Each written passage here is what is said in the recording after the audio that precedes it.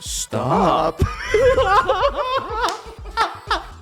So good. It's witty. It's fun. Yeah. It adds to the thrill of the movie, of the situation that he's in. And it just puts him on this path of like, as a viewer, to be like, what is happening? Who is Kaplan? Right. This laid the tone for what would be Dr. No, the first James Bond movie. I feel like there's still, when we watch Hitchcock films, there's a level of cinema and there's a level with a touch of theater. Freaking Hitchcock would thrive on YouTube. Welcome back, everybody, to another episode of Reel Chums. We're chatting about movies, feels like hanging out with friends. I'm your host, Marcel, and with me, as always, is my co-host, Danny. This week, we're driving into North by Northwest, directed by Alfred Hitchcock and written by Ernest Lehman. This 1959 classic stars Cary Grant, Eva Marie Saint, James Mason, and many more. We're continuing our theme this month, Wrongfully Accused, where we look at movies about innocent people forced into a life or death chase. Next week, we're going to fast forward to the future with Spielberg's Minority Report. But before we roll the intro, just a reminder, if you enjoy what we do and want to support us, head over to reelchums.com. That's REELCHUMS.com, where you can donate any amount, whether that's $1, $5, whatever you want to spare. It helps keep the show ad-free and helps us going strong. We really do appreciate everyone who has donated. We are super grateful and helps us keep the show going. To join in on the conversation and see what other content we're doing, head over to YouTube and smash that subscribe button. So with that being said, let's roll that intro.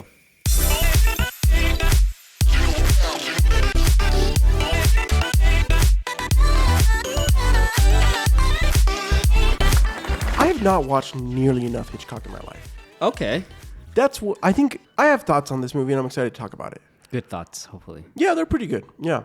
I have some gripes, but I think Hitchcock he's legend.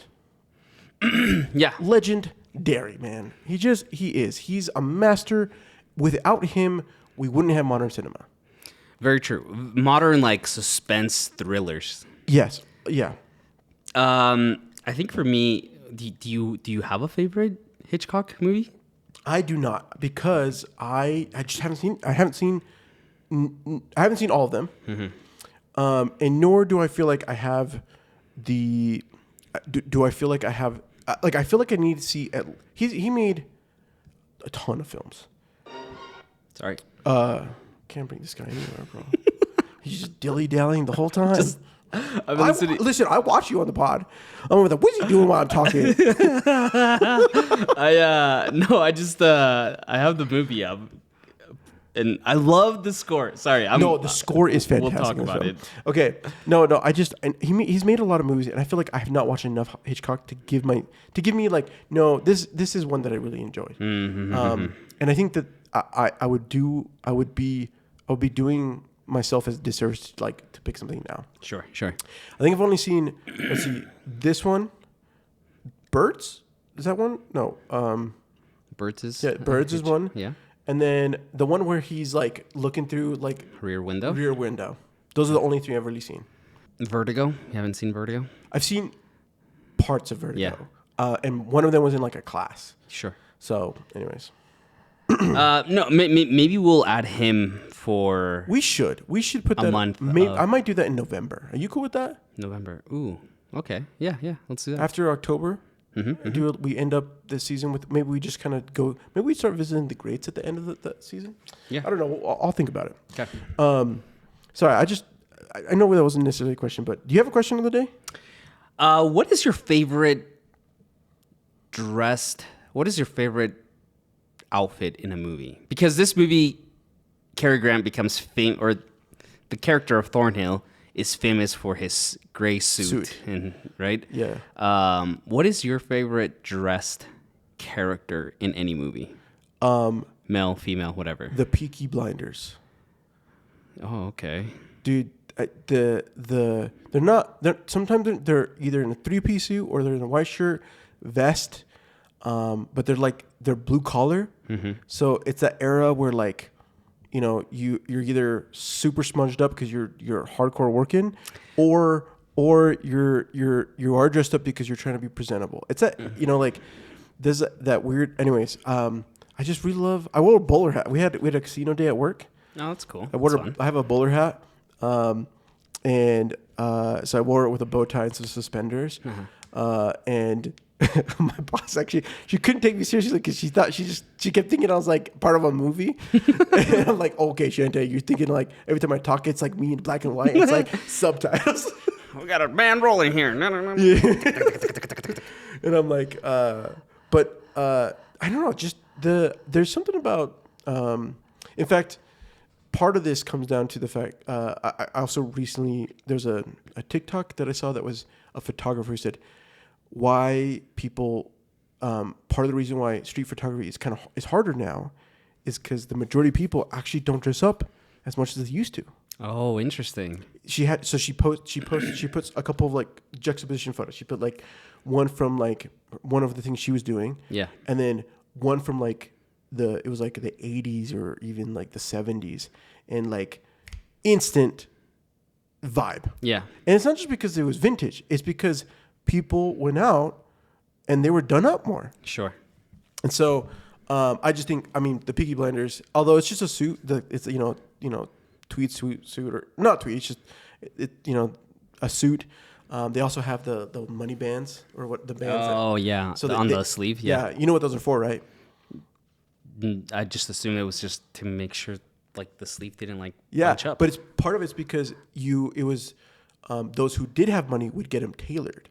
And so back then you would have to buy a shirt and then you would get tailored to your length. So it's not like now where they have different sizes. It was just like one size almost basically fits all, and you would have to then tailor it. So they would buy those so they could bunch them up so they could have a tight and fitted sleeve. Yeah. Oh, okay. Anyways, if I was like bold enough, I would do 100% be one of those guys that like always wear a 3-piece suit or something super sick. Really? I would. Dude, I hate wearing suits. I know, but I think part of it is because you brought this up in the pod once before. Why? I think so, or maybe post pod maybe podcast show. I don't know. Just wearing a suit. I love it, but like I just can't do it all day long. I don't think I could do a full suit. Yeah, but I could do a white shirt and vest. Sure. Okay. All right. Yeah. Anyways, so. I was thinking iconic like outfits in cinema. Yeah. This one's great, obviously. Wait, was that the actual question? Yeah, that was a question. What? No, Who like what's a outfit or who's best dressed iconic dresses outfits in cinema? Yeah, I think Peaky Blinders for sure. Yeah, who else you got? I think Sean Connery in Goldfinger. Yes. He wears that gray suit, iconic with the blue tie. Yeah. This is really silly, but Austin Powers in his like 70s, and maybe it's just his hair. That's not part of that outfit. I'm also thinking amateur here. I'm thinking of did you ever see Atonement? With James McAvoy and our girl Keira Knightley. No. Keira Knightley wears this green dress. Here's a picture for those of you that are watching. Just iconic. I think it's great. I also think Tom Cruise in Collateral. Yeah. That suit that he wears throughout the whole movie. It's great stuff. I think Catch Me If You Can. I think the airline pilot set up. Okay. All right. Yeah. You know? There's lots out there. So many. I'm sure. Here's the thing. Some of the unsung heroes is the costume department. Yes. I think costume department, like, if I was crafty and I was, I was like, I want to be, I would 100% be in the costume department. Costume department would be fun. It's sick. Like you're out there, like you're like crafting a world.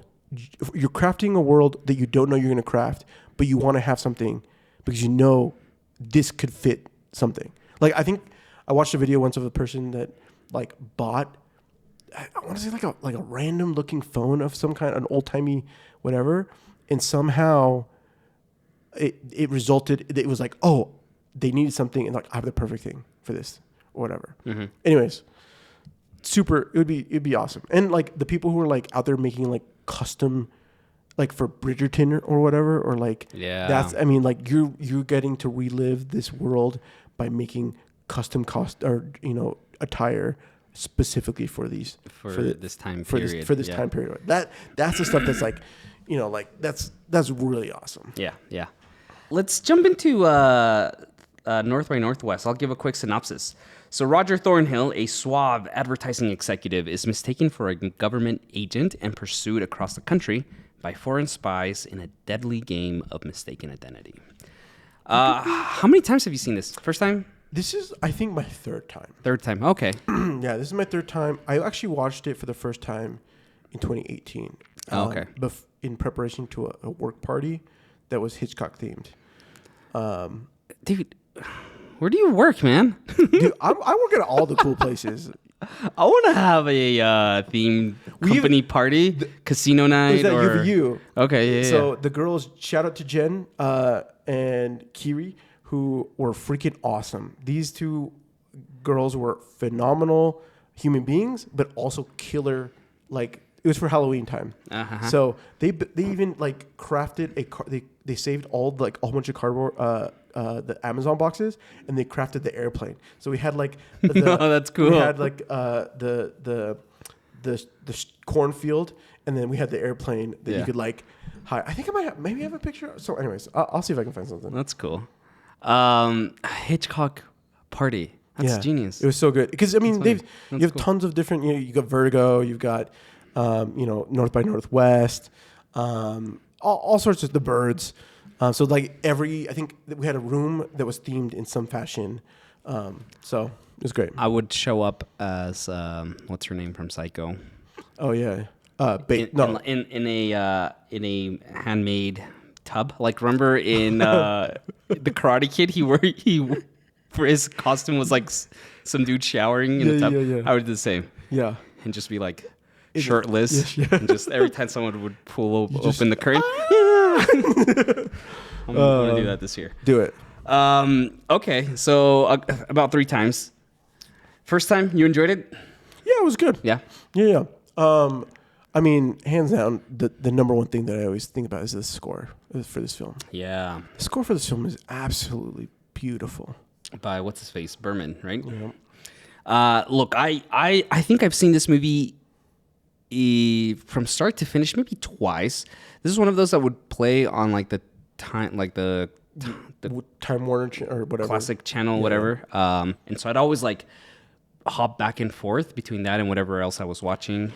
And so, but I think maybe like from start to finish, I've seen it twice. The first time I watched it, I just was like, this is really cool. Like for a movie in 1959, and I'm not saying like movies back then are so dumb. No, but like I think my teenage mind was like, oh, this is very like engaging, exciting, and has like a really cool like a spy element to it. Yeah. Which I think when I first watched it, I had no idea that that had anything to do with spies. Yeah. Right? You just know about this movie. I had seen other Hitchcock movies, so it's like, all right, let's give it a shot. I think now, this most recent watch, I enjoyed. I do feel like it's a little bit too long, and I would edit and cut out certain areas. I actually thought, I'm like, do I have enough bandwidth right now to make an edit to do an edit of this? Like I kind of thought, I'm like, should I do like a Hitchcock for TikTok and like trim this out and do it in parts? And because like there's so many good parts, but there's so many parts I'm like, cut this in half. Okay, yeah. I think one of the biggest ones that I think is like he's on the balcony and he's like overhearing some stuff, but there's a lot of him like trying to get attention for Eva. No. Eva's her real name. The actress's name. Eve is the character. Yeah. So he like throws the coin or whatever. Like there's like a scene. There's a portion of that like we could trim like a good. Really, I would not touch that scene at all. You would not touch that scene? I love that scene. Just him standing on the balcony, the reveal, the gun in the back. What's his face? I don't think you cut any of that. There's like him. There's like a whole bunch of him like leading up and trying to figure some stuff out. We could like literally, there's like portions that I think you could cut out and still get all the same benefits. Okay. Yeah. There's a couple other moments like that too that I'm just like too long. Sure. Anyways. But overall, like, I love this movie, and I think the way it paved the path for spy movies, like, we owe a lot to this movie. 100%. Right? This is 1959, so this is what, 3 years before the first James Bond comes out. Yeah, James Bond had already existed via books, but cinematically, Right. this laid the tone for what would be Dr. No, the first James Bond movie. And so, like, I really love this movie. I had a great time watching it again. It'd been a couple of years since I'd seen it, and it's just amazing how great it hooks me, it engages me, and it gets me really excited every time I watch it. I think that is the perfect example of what I think this movie did an amazing job at captivating at the beginning. Mm-hmm. It slows down a little too much, in my opinion, in that little middle third, second, third act. And not the entire time, but it does. But that opening first act is really well done. I mean, the whole movie's well done, but I mean, at the end of the day, like if you're some people might like, this is boring or whatever. I would fight anyone I would agree. that feels that way about North by Northwest. I think it. Look, let's start out with like that first sequence. We're introduced to Roger. Is it Roger? Right? Mm-hmm, yeah. Mm-hmm. To Roger as he's with his secretary, and we're introduced to this guy who just is very suave. Just he's talking about how he wants to send a gift to someone. Wrap the chocolates in gold to make it look even fancy. Like this is a man that just like gets his way with how he talks, right? Yeah, he can get out of any situation, even like when they cut that in front of that guy for the taxi. You made him feel like a good Samaritan. Like he's fine. Like we got in the car, he's a good Samaritan. Like everything's good. Like he just gets his way, which is very important because he won't be able to get his way exactly in a couple minutes. Yeah. So it's just so fun to like see him engage with his secretary. Just how slick.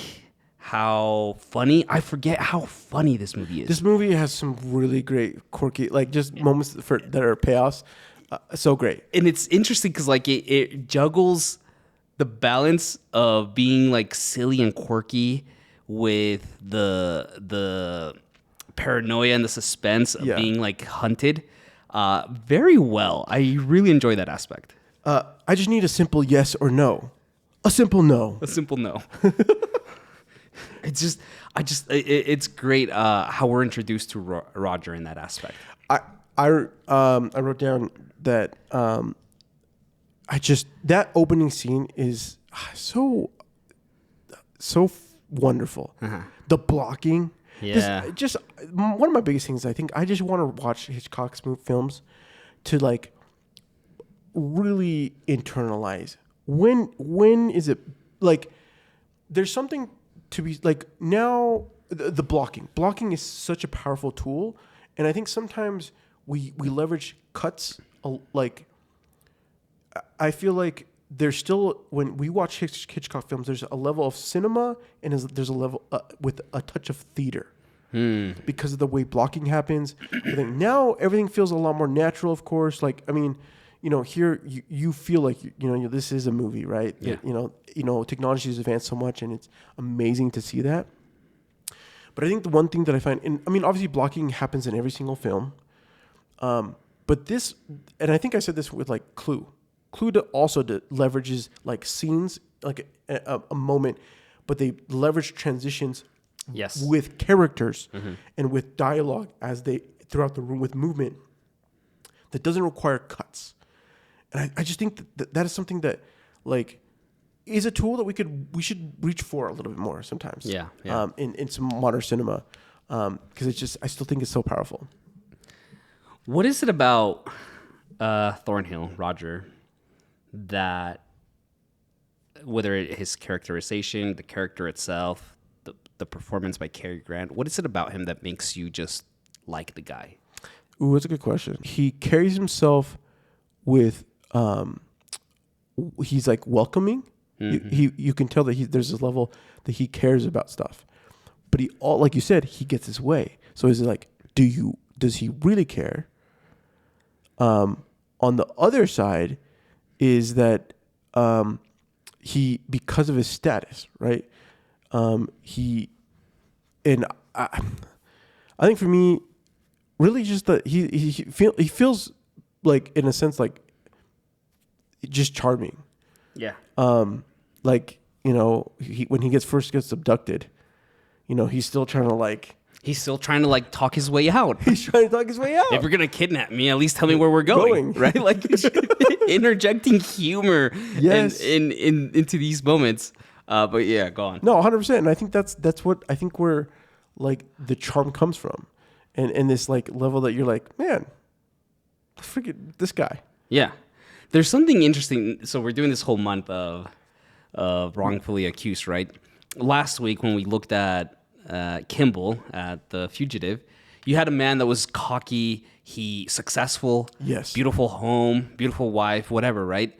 And it's interesting how these wrongfully accused movies are laid out, because you present us a character, whether they're successful in that aspect, like Kimball, or here with Thornhill, he is suave, he is an executive, advertising executive, he can talk his way out of things. And then we bring them down through the conflict. Here he's getting kidnapped. For Kimball, it was his wife being murdered, right? And now we interject these individuals into these situations that show us another aspect of their characterization. Next week, we're going to be discussing Minority Report, but it's the same with Anderton, right? Yes. He's on top of his game. We see him in action in that first sequence, but then we see how they have to be deconstructed to fit the narrative of now being on the run. And it's such a fun like screenplay mechanism to present your character at the top of their game and then bring them down, break them down, and then now have to put them like in this fish out of water situation. I love you say that, because that is I don't think I could have put that in as good as you, but that this screenplay mechanism is the key into honestly crafting a pretty great movie, because you are automatically, instead of having to get us to want to buy into the character, we are introduced to a character and they're immediately having to justify themselves, and like they've had a reset, and so that breakdown builds so much connection as a viewer. You know, we like Roger. You know, he's personable with his secretary. He's trying to be kind to his mom, or whatever. Like those interactions. He's tipping everybody left and right. Yeah. And then cracking these jokes, but then having him. He's good drunk driving. No, I'm just kidding. Don't be drunk driving. But this mechanism is a fantastic way to really hone in on your craft of like, how do you build character? Yeah. It's fun to see that, because then it also gives us, the viewer, we buy into the character, we cheer for them, we want them to be to not be convicted or to come out innocent at the end. But it also allows us to like see them in different aspects in the storyline. And so it's just really fun to follow that format. Not that you have to do it every time. No, of course not. But it definitely, it resonates and it works really well. Yeah. So for you, what about Roger's breakdown? What are some of the key things? What gets broken down? Like, how does he get like brought down for him to, find something new? Yeah, I mean, from the moment that he gets picked up by the two thugs, right, at the restaurant, he's in the car, and we see him trying to talk his way out, trying to be suave, trying to use his words to like get out of the situation, and it's not working. He even tries to at one point like open the door, and it's locked, and he's like, you locked it, right? So like, we've seen him get into a cab so efficiently and almost in a, I don't want to say in a sly way by pretending that his secretary was sick or whatever, right?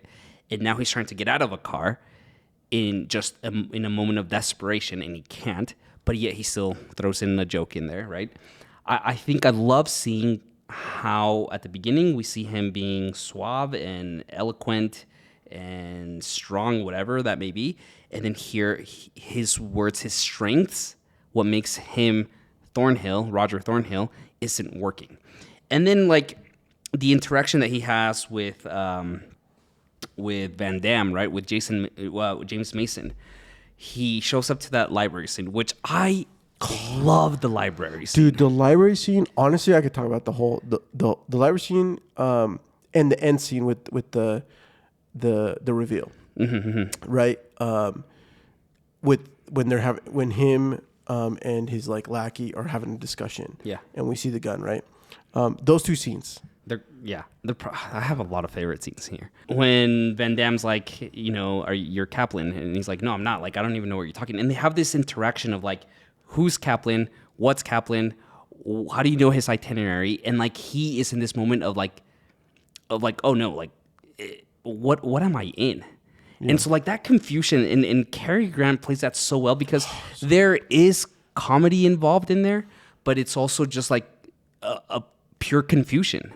Yeah. And like fear of like, I don't know what's happening. And then he gets given the drink and passes out and whatever. But like, and then we go into like the police scene where he's also trying to talk his way out and trying to like show them now, not with jokes, but with real life witness testimonials of like, here's what's happening to me. And it's not working. And then having his mom slight him. Yeah. And then they go to the house again. And it's a whole different group of people, and like he doesn't know what's happening. I love that slow deconstruction of the character, of the situation, and of the story, because now you have me hooked in to show that Thornhill is way in over his head, and this might be the first time in his life that he doesn't feel confident in this situation, and now he's starting to panic and doesn't know what to do. I love that, that Hitchcock and when they came up for this film, they locked in this idea of Kaplan being this mystery, like who is this, right? And that like for the most of them, you're like, is he real? Is he, or is it fake? Or it provides a wonderful, because I don't know if he's a MacGuffin. It's just he's searching for answers. Yeah. Right. And like I think some of the best moments are when he's like he's trying to chase down Kaplan. He goes to the he gets his way. I mean, one, like just going up and saying, "Can I get a room key?" or whatever, like, but gets into the room and is asking questions and and not only that, but also having the staff and like people who have quote not interacted, but like know that this is Kaplan, are aware of him. Yeah. That must be someone's room, but it's being staged and played out, but no one's really seen him, so they just they encounter him as the first time. It's just phenomenal. It's witty. It's fun. Yeah. It adds to the thrill of the movie, of the situation that he's in, and it just puts him on this path of like, as a viewer, to be like, what is happening? Who is Kaplan? We are asking the same questions that Thornhill is asking, yes, and we're just as confused. So like, I get immersed in the story. Yeah. And I think that's so smart. I think one of the best moments though is is he goes back to the home with his mom and the police officers to get to the bottom of this. And he's having this moment of him, he's like, no, and this is there, I spilled alcohol and it stained the couch.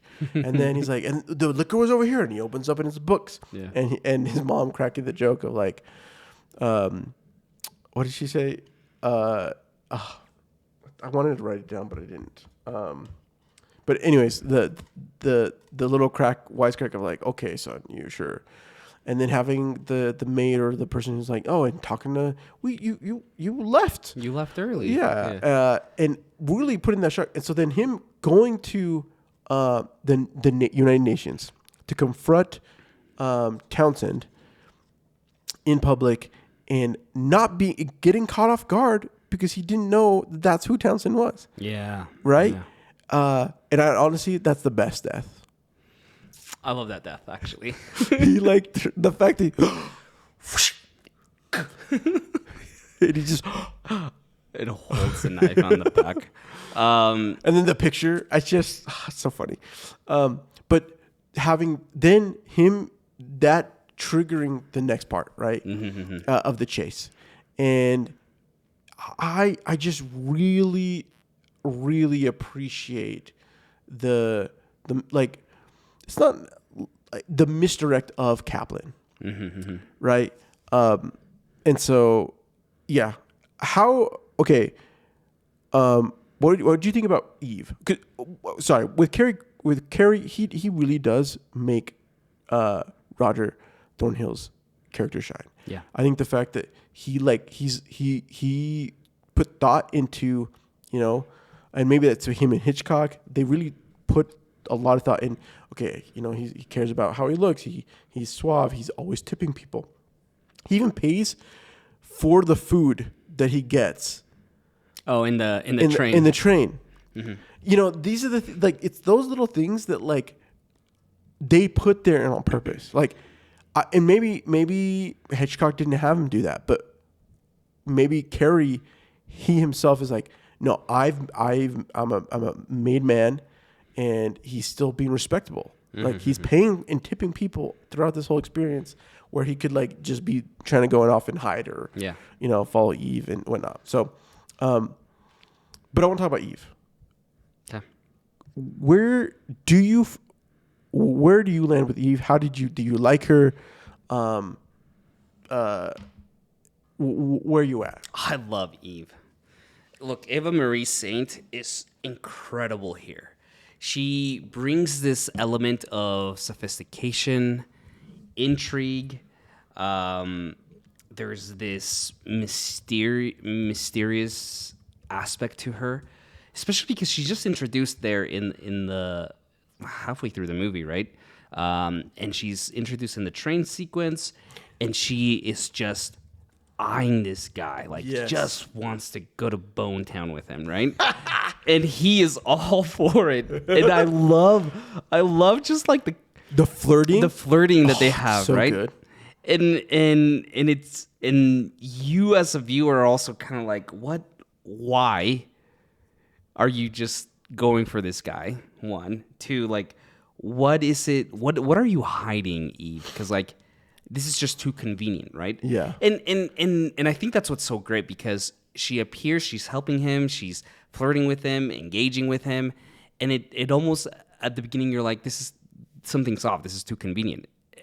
For a reason, right? As we later find out, like her role, she's the plant that the CIA has put in, right? And it's just it's this wonderful character that's a spy that we hadn't really seen up to this point. And I think it's so smart to like have her engage with Cary Grant in this aspect, because she, like I said, she just wants to go to Bone Town with him, and like it is so fun to see how they flirt, right? I don't talk about love on an empty stomach. Yeah. All the innuendo. Dude, I wish I would have wanted to see this movie in theaters for that one scene. If I was traveling back, I would go and watch this film with other people, because I wanted to know how many gasps we would get throughout that scene of like, oh no, like, or just like, or what it would be like, because like the amount of innuendos, the amount of flirtatious, like I love flirting. I was a huge flirt before. And so there's this thing, and on camera flirting, when you have good chemistry with those things, it is phenomenal. It's one, I think, like I recently rewatched Mission Impossible 3, and the scene when he's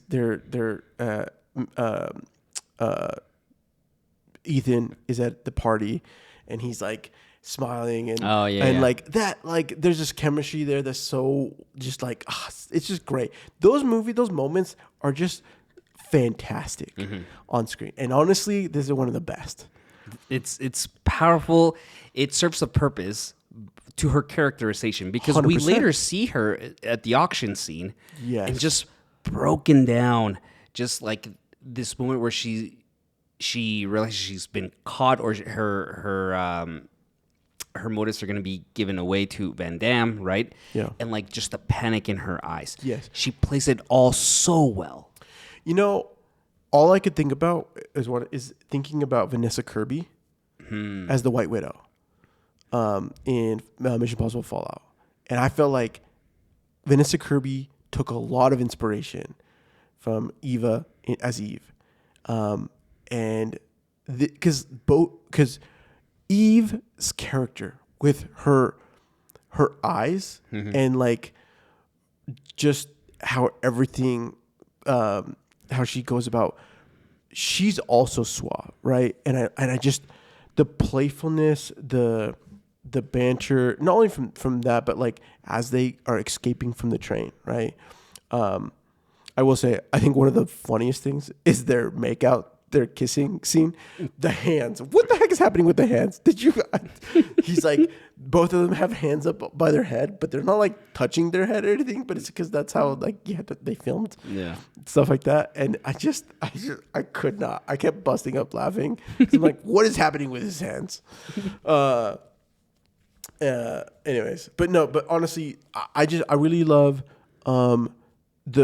as they leave, him dressed up as a red hat, helping her carry the stuff, the conversation, and her, as we start to say, like, what is, we've already know that she's working for, or it knows the, what's his bucket? Van Damme.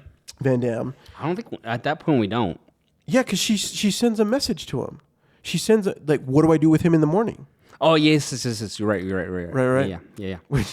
You talk about how she reminds you of Vanessa Kirby's character from Mission Impossible, but all I could think about was Vesper from Casino Royale. Oh, both of those, right? Yes, 100%. We have the meet cute, so to speak, in a train. They sit down, they're flirting back and forth, but there's a mission at hand, right? We know Vesper and Eve have been planted by another organization to like get some motives done, right?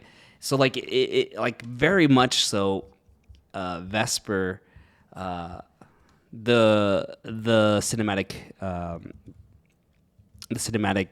representation of her reminds me a lot of Eve here. And just how she's played, right? Yeah. There's this mystery to her. You like her, you want to engage with her, but can you trust her? Right? Dude. And I just love that aspect of these characters. So much better. I mean, honestly, Vesper's character, I was in love with her she was, from the moment she came on screen and the interaction between her and James Bond, reminiscent. Yeah. 100%. They're like, no, we need our North by Northwest moment. Yeah. And although just wonderful parallel. And I'm trying, because I read Casino Royale years ago. I don't think in the book that's how they meet. I could be wrong. I actually, I've never I can't remember. But like they do it, right? And meeting on a train. I just think it's so wonderful. And Eva Marie Saint plays her so well. There's that allure to her. There's that absolutely beautiful. I mean, between Cary and her, they're both beautiful human beings. Yeah. I'm, like I can see the, for the red carpet, her, whatever style, all the gowns she wears in this are beautiful. The auction dress that she wears to that, right? Killer. Awesome. So I know. And truly, I just the fact that you brought Casino Royale and like, we would not have James Bond. I mean, James Bond for many years was strictly suits, or the turtleneck or whatever. But like this movie, Hitchcock locks in what is a spy film. Yeah. What do we need? We need a little bit of mystery. We need some sexual tension. We need some good set pieces and action. Not it could be action or like suspenseful. Like are they gonna be able to do it right? Yeah. Our lead women just slay. Want to drop everything to bone them, right? Yes. The scene where he is on the he gets out of the hospital, hops into another room, and the lady's like, "Stop!" So good. I love it. It's so funny. I mean, it's been long rumored. I don't think it's ever been like very confirmed, but like the Broccoli's originally wanted Cary Grant as James Bond because he's British. But he was 40 something here. Yeah. And Sean Connery was like 31, 32 in that first one. But like you see where they get that inspiration from. Like our James Bond has to be desired, right? And he has to be suave, and he has to, use his words to get out of situations and whatnot, and at times funny, right? But yeah, Eve Kendall, the character, incredible. I do want to go back a little bit to the library scene with James Mason as he's introduced. Mm-hmm. The camera use in this entire scene.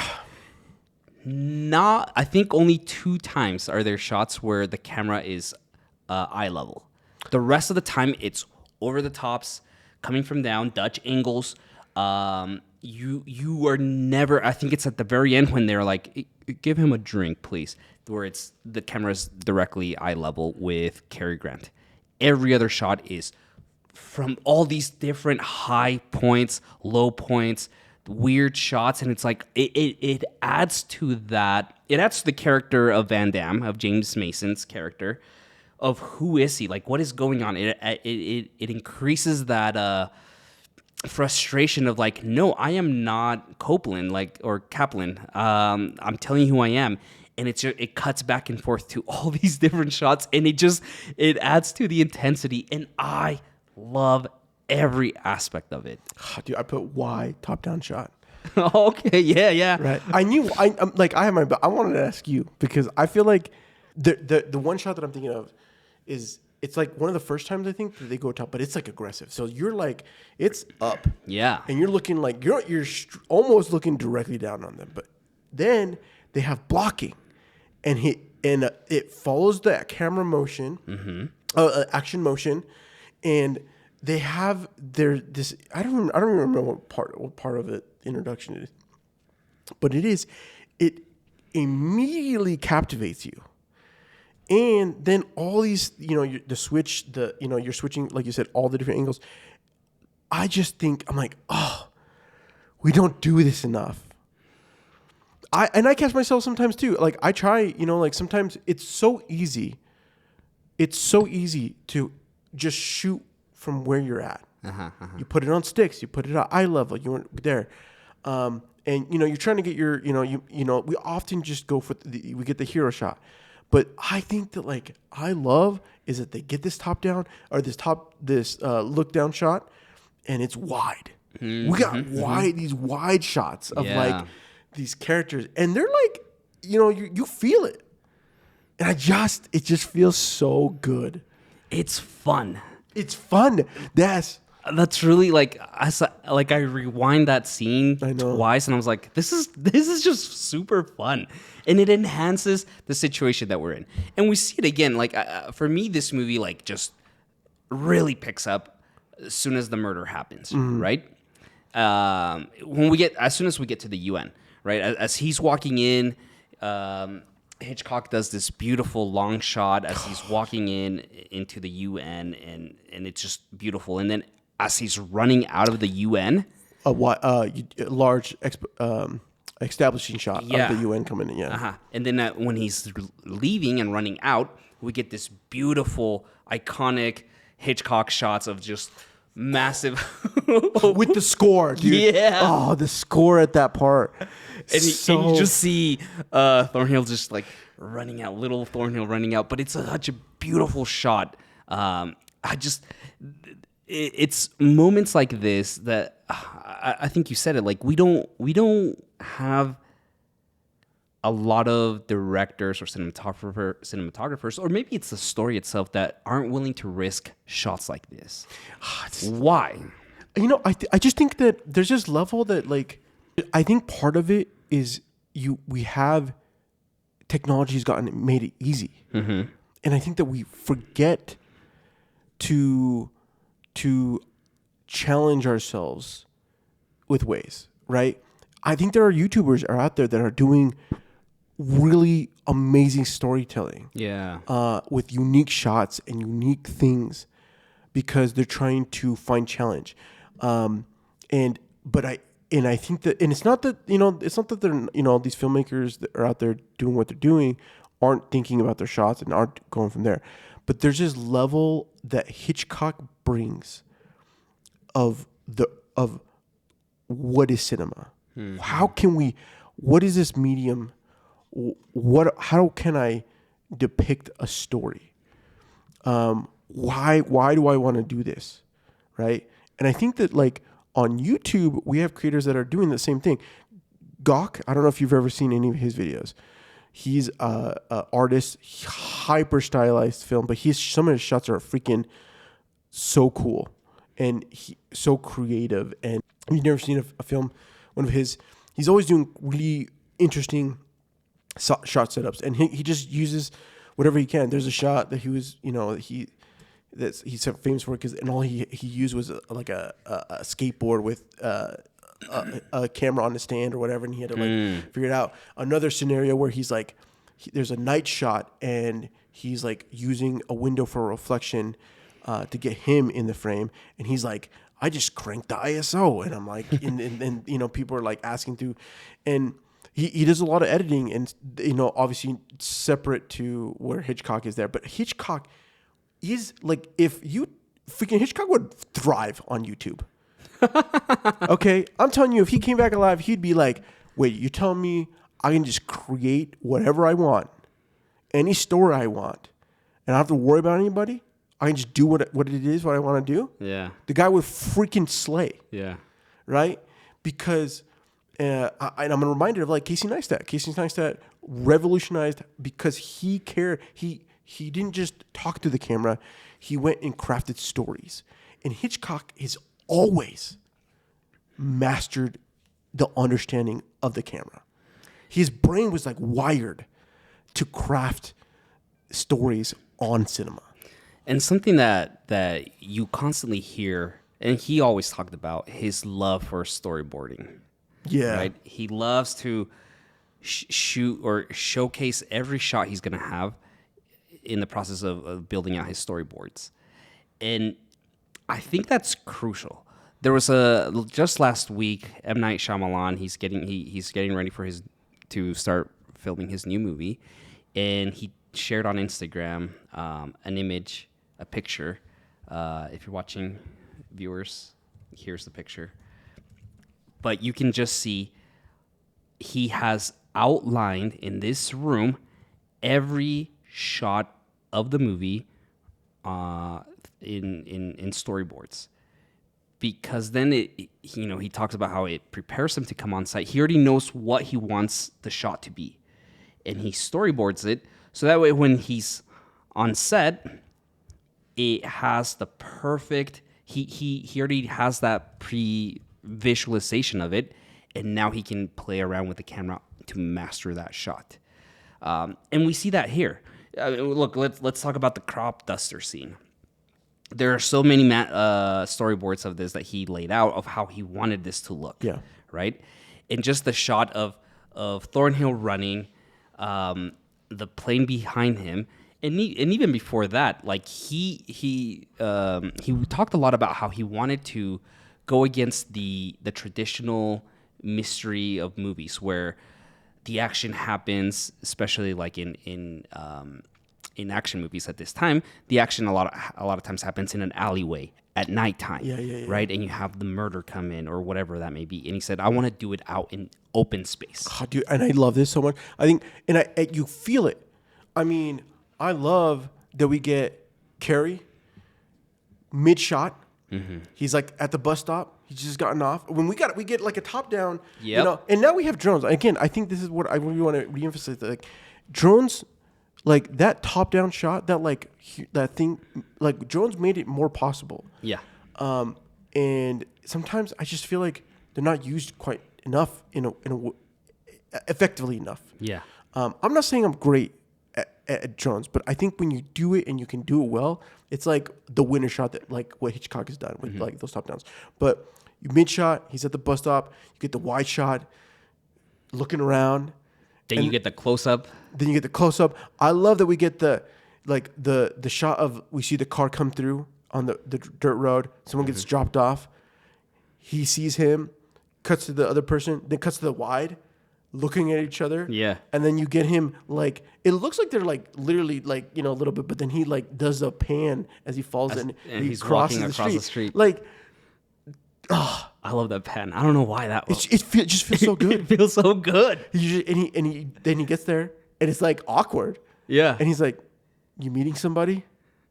"No, I'm just waiting for the bus," right? Like, and the camera use here just adds to the suspense, to the confusion, to the paranoia of it all. Yes. Why is he here? Why was he dropped off? Who is he meeting? Is any of these cars gonna be it? Or are they gonna knock him out? Who's the dude that just got dropped off? Right? Like, and it's slow. I love that you brought up that pan shot because it's very slow. We're just following Thornhill as he's crossing the street. But the wide before it, yeah, literally, it's like you cut to this wide, but they're not really that far. Yet, like, I mean, he literally could have like taken 4 steps. Yeah. But they get this shot of him like taking a little jog across the street to get to this guy. And to just like to again talking about setups and payoffs, we see in the distance the dust cropper, right? And we make no mention of it until the guy at the very end, right before he boards, like, that's weird. There aren't even crops over there. Yes. Just gets in the buzz and drives off. And then just the plane coming by. Yeah. Oh, it's so good.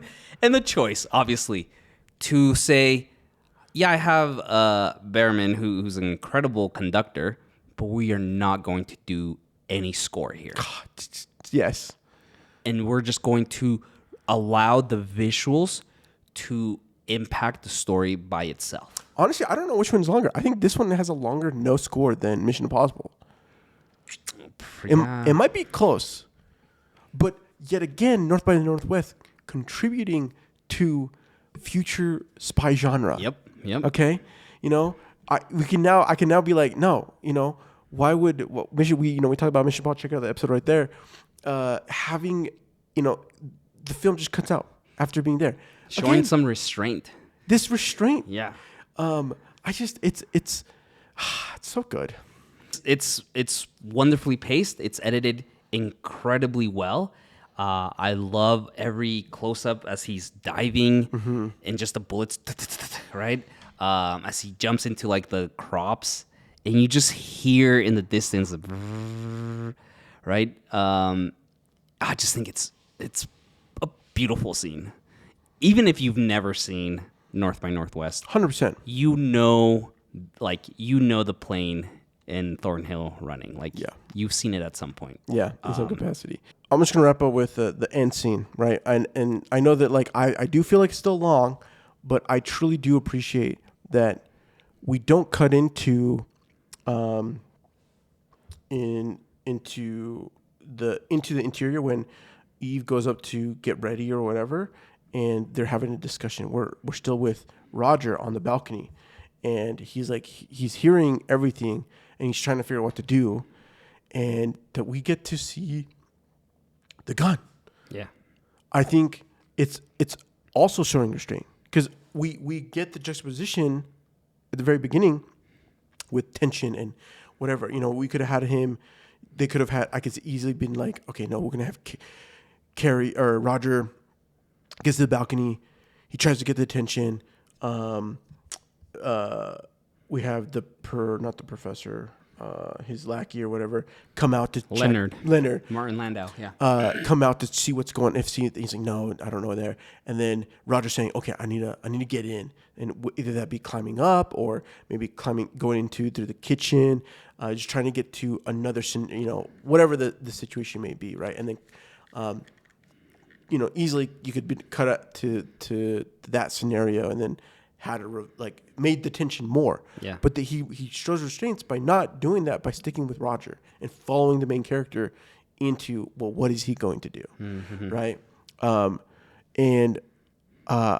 always forget that scene comes up and he's got the gun, because you're like, oh, this guy 100% is going to kill his boss. Yeah. You know, it just, you're like, classic.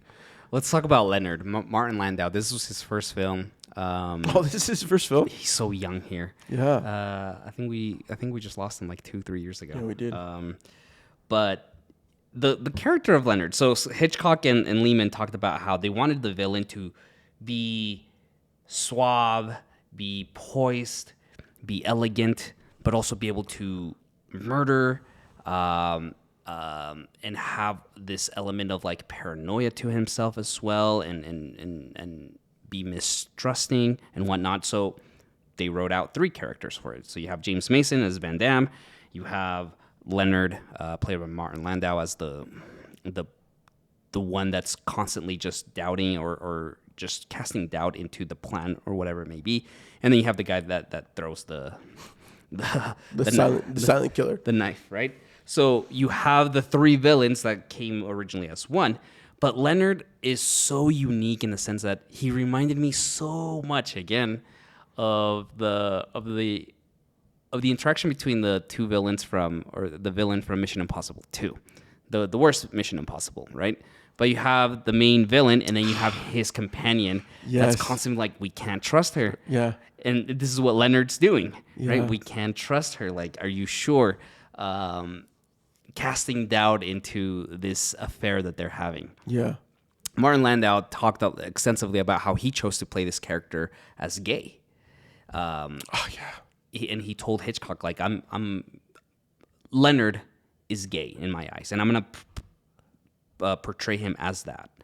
He has this obsession and love with his boss, and that's why he's constantly not trusting Eve and what she says, and for him to realize that they're blanks is such a win for him, because as he says, call it my women intuition. I don't trust her, right? Yeah. And I love that line.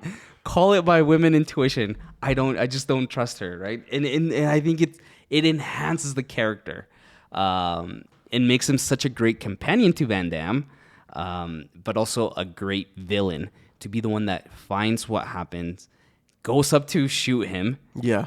And just, I love the camera there, because we just focus on them, and Van Damme's like, and that's the only time he comes in. Yeah. I just think it's a huge restraint. You could have built up some huge tension, but you're like, no, this guy's gonna kill him. And then having that one moment come in, and him realizing, dude, this guy just shot me, but I'm still here. You know? I love everything about that scene. Everything from him climbing up to it, looking. We get his point of view. It works so great. I love it. That's awesome that he found that story, or that, the side of the character. And I think it does. I can see that now. I think one of the things that James Mason does as Van Damme is him holding Eve's neck at the top. I control you. Yeah. Like, you're my puppet.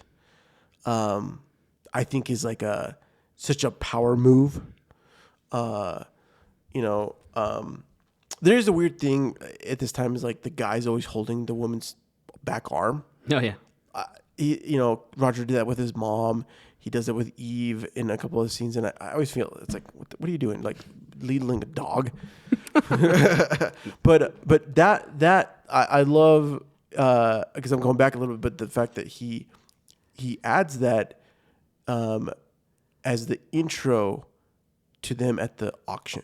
Yes. And I think it's just really powerful. And then it, with that ending scene, you are questioning. And I think you're spot on with that Mission Impossible 2. And I think it's actually really great use case to say, like, can you have a character that you want for a movie, but then say, no, what if I make it these 3 characters and each of them have a character trait that I want to have? I think is also a powerful move, because then you don't have to rely on, you can, it's almost, you get to amplify that feeling, right? Van Damme of, no, she's on my side, and being able to have that sell. And it being so much so, which is the result of Roger leaving to go get Eve. Yeah. Right. It's just, it's really awesome. I want to ask you this question. Maybe we'll finish up with this. This movie really was almost like a wish list for Alfred Hitchcock. He had always wanted to do some action sequence on Mount Rushmore. He had always wanted to do the dust crop sequence. I just had the thought of the foot, the close up of the foot smashing Roger's hand. Oh, uh-huh. And then all of a sudden, and then cutting to the CIA or FBI The professor, agent, and yeah. he's like, "Good job." He's like, police guy, whatever, just like nonchalant, like from the other side of the thing. Just so funny. He had always wanted the Mount Rushmore scene. He wanted to do the crop duster sequence. And he was at this point in his career where he could do that, right? And so he does it here. And you and I have talked off camera about my distaste for the latest Mission Impossible, The Final Reckoning. Yeah. How this movie clearly felt like Tom Cruise and McQuarrie said, we want to do some kind of biplane sequence and some kind of submarine sequence. Let's build a story around that, right? They wrote that movie around the major set or the major action sequences. Correct.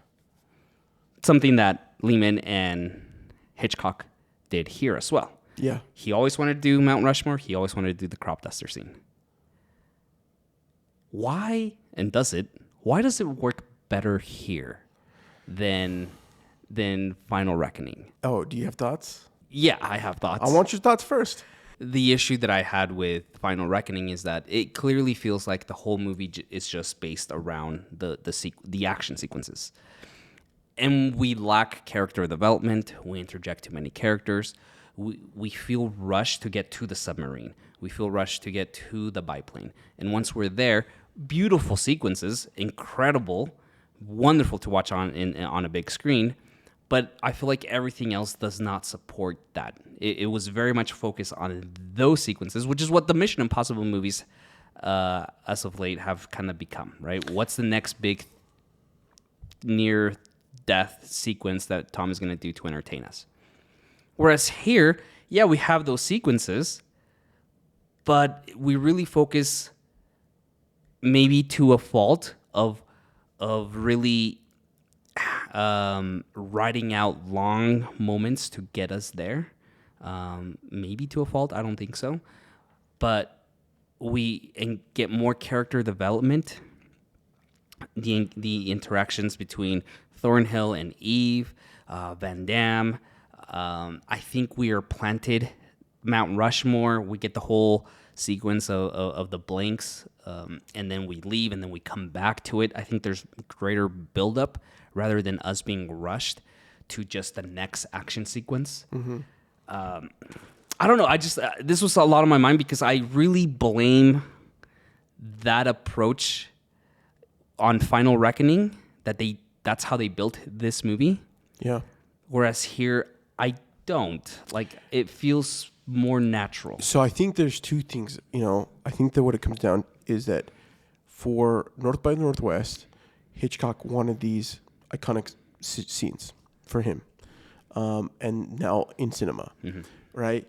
And what he does is he sets his story and he locks in what the like not only the rules for Roger, but also what he wants the rules after the growth. Okay. Mission Impossible up until Final Reckoning, I feel like had kind of locked in what the rules were. Yeah. They took some time up until Mission Impossible 3. They were figuring things out. At Mission Impossible 4, what they established in 1 3 basically gets solidified that Ethan is not going to lose a person. He's going to save the one and the many. Mm-hmm. Right? That is one of the key roles. And on top of that, they also have, I would say there's a couple other rules that they want to build out in those scenarios. And honestly, to me, it's part of it comes down to the mission, that it is a difficult mission. But I think what they lost in Final Reckoning is that they got caught up with the many. Mm-hmm. They got caught up with the many. They only introduced the one with Benji. Yeah. At the very end, when he gets shot in the data vault, but it's like too late. Mm-hmm, mm-hmm. And they kind of do it with like with Vin Rhymes, and Luther, but like why, right? At the core of this, there is no there's no like they're just putting he's gonna save the many. Yeah. And he's always saved the many, and that's where we're gonna like pull Ethan in. But really where we get the big win for us for that is that it's the one. And it's the same thing here. The reason why Roger goes back to do it is because he's trying to save Eve. Yep. Right? And that I think is why it ultimately is a big thing. And it could be the love interest. And in Final Reckoning, it could almost like it would have almost been better if we took it from maybe more from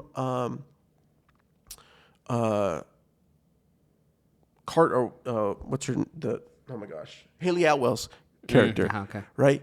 She is trying to save the one. Whatever that might be. What something happens, and that is is Ethan on this one mission, and there's like this juxtaposition of like, can she race to save him? And there is that. It just doesn't. The story isn't there to do it, because once she does get him from the submarine, we're off to just again. It's just such a small, insignificant feeling. Yeah, and it is a letdown. Mm-hmm. Because at the end of the day, Ethan, although he saves the many, he always strives when he's trying to deal with somebody immediate to the situation. Yeah. And trying to factor out that or they're up against all odds, and they're up against all odds, but it's just Ethan instead of the team. Mm-hmm. Even though the team is involved, it just doesn't feel like they're involved. Right. And so in this situation, obviously Hitchcock just has Roger, and he's a nobody, but is thrown into a situation that he has to be somebody. I mean, he gets, before Eve comes in this whole situation, he gets approached by the CIA, FBI, NEO, all the alphabets with the guy, we need you to do one more thing for us. Yeah. And we need you to actually be Kaplan, right? Great for the situation. It was from the very get-go. Like, it would have been better if Ethan was like, no, I don't want to, I'm done or whatever. Like, or I don't know. I just give me, yes. Yeah. I agree. It's interesting because I mean, both movies, right, are structured, were written in the similar manner. But it's amazing how, for me, Last Reckoning didn't work for me. Yeah. Beautiful action sequences, but not enough. Whereas here it works. Okay, last question. Favorite scene? I do think the flirting scene. The train scene. Yeah. I think the dinner, like this cat and mouse, this like the playful banter, and I honestly I think I love it more now. Just thinking about Casino Royale and paying homage to this, Mm-hmm. you know, they're like, I clocked you the moment I saw you, and that portrayal of how they go about doing it,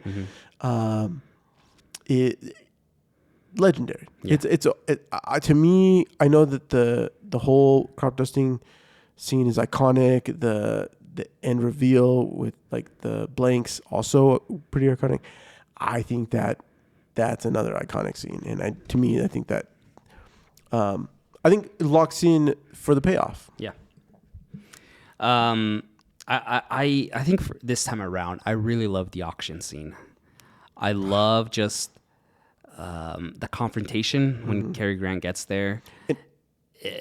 Eve realizing, oh, you followed me, you're gonna blow my cover, right? And then the Leonard once again just not liking this guy, not liking her, and then he goes around, and then they start the auction sequence, and then Thornhill realizing he's gonna die, so he better Come up with a way to get out of here, and then just starts a fight, or just his nonsense of like $13 or whatever it is, right? And then just again going back to what we know Thornhill to be earlier, right? How can he get out of these situations? How can he eloquently get his way? And he does it here, and then he gets into a fight and whatnot. I just love that entire sequence. It was really fun. I had a great time with it. So you brought the auction scene up with Eve earlier, and I actually feel that she does feel like she's gonna get like figured out. But honestly, I think I'm more drawn to the fact that she's drawn some kind of connection to Roger. Yeah, and she feels like she's hurt by what he feels of her, with the knowledge that she has and the fear that could bring this tumbling down. Yep. And the fact that she was recruited by this agency, and that she's now in the thick of it, deep undercover, and she kind of wants to not be doing it anymore. She wants to get out, but what else is she gonna do? Yeah. A lot of deep emotional impact there. Yeah, for sure. We later find out, right? Like he asks, like, how did you get involved in all this, right? And she does say, like, yeah, I fell in love with Van Damme, and then realized it's not for me. So like I love just that the way that she portrays that they're in the woods by Mount Rushmore, and like she just talks about like she did love Van Damme at some point, and then that fizzled out, and she realized that she doesn't want to be involved in this anymore, and got recruited, whatnot. But like that conflict that she had, oh man, Eva St. Marie, so good, so okay. Freaking good. I do have a question. Yeah. Do you think this warrants a remake? No. Never. Don't even. No one touch it. Do you? Do you want a remake? I was trying to think. I just no. The charm of the movie, the charm that is Cary Grant in itself, I think would be very hard to. There would be too much comparisons to say, oh, Cary did it better or whatnot, right? I think again, going back to Eva, I think she's just incredible in this. The chemistry that they both have, but also just like going back to the crop duster scene, like it's so iconic and so memorable to say I'm going to either redo that scene or I'm gonna do a different action sequence. I just no, there's too much baggage, historical baggage, and to say I'm gonna remake this, no one would support this. I wouldn't. Yeah. Do you think? I don't know. I truly don't know. There's a little bit of me that says not as another movie, but the story is great, and I think there's the suspense, the playfulness, the recruitment feel of the secret, the espionage of it, would play out as a really great series. But I just don't think you could I don't know if you could get what you like. Someone, it would fall flat. No one support it is what it comes down to. Yeah, I think it'd be too hard to get this green lit, but I don't know. I wouldn't want a remake. I don't know. I think this movie has obviously. I mean, so many stories have been influenced or have taken inspiration from this, that it would be hard to have it be as its own standalone, or again, you would just have to do a straight up shot by shot remake. Yeah. Freaking so good. I'm really glad that we did this one. Honestly, I'm glad that we've done this. I'm excited to talk about next week's Minority Report. Final question, is this the best James Bond movie not based on a James Bond? Yeah. I think so. I'm not gonna lie though. I'm like really half tempted. I mean, it's 12 o'clock right now. And I'm like half tempted to just go home and watch Casino Royale.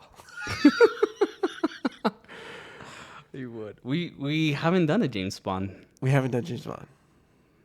But I'm telling you, I freaking love Casino Royale so much. Yeah, that's great. I mean, and the fact that you brought Vesper and that train scene, and then there's also an auction scene in that one too. There is? Yeah, isn't there? He like auctions. There's like an auction, and the what's his bucket? He like gets teary eyed. There's the whole gambling scene, but I swear there's another auction scene or something to the effect, or maybe that's in another one. Anyways, in my head I have this auction thing with Daniel Craig, and that might be a different movie, but I it's in my head. I'm like, was there? No, I'm not. I gotta figure it out. Is it? But I'm sure there's other scenes that like now I'm like, oh, that's inspired by. You're right though. Like I think I kind of want to like start like a James Bond marathon. Yeah. Just because this movie obviously cinematically influenced so much of what we see visually in James Bond movies. But guys, we just hope you enjoyed today's episode on North by Northwest. Be sure to subscribe wherever you get your podcasts. And if you like this discussion, leave us a review or comment because we love it and it helps keep the conversation going. Yeah, and we want to hear from you. What's your favorite Hitchcock movie? What do you think of North by Northwest? Is this the best James Bond movie that's not based on James Bond? You can always connect with us through our newsletter at reelchums.com/newsletter. And you can always connect with me, Marcel, on Threads and Instagram at Marstrosity, MARZTROSITY. Now I'm at Rubio.tv. Join us next week. As we said, we're discussing Minority Report, which I'm so excited to talk about this. So excited. What a great movie. Fantastic movie. Check it out. We'll see you in the next one. Later.